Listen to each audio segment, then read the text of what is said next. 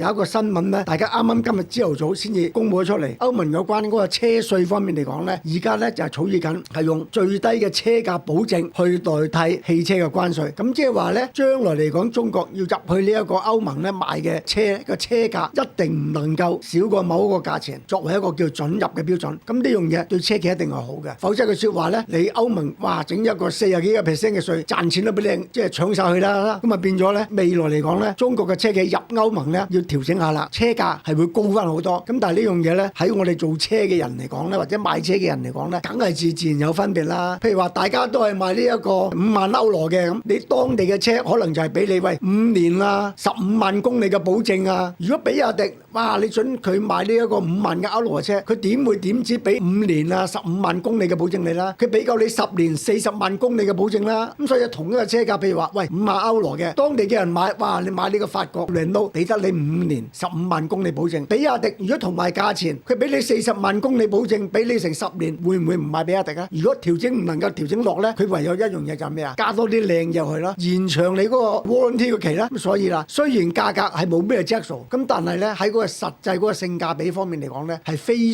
常有大嘅調整嘅空間嘅。咁所以咧唔好忽視比亞迪呢一隻車企。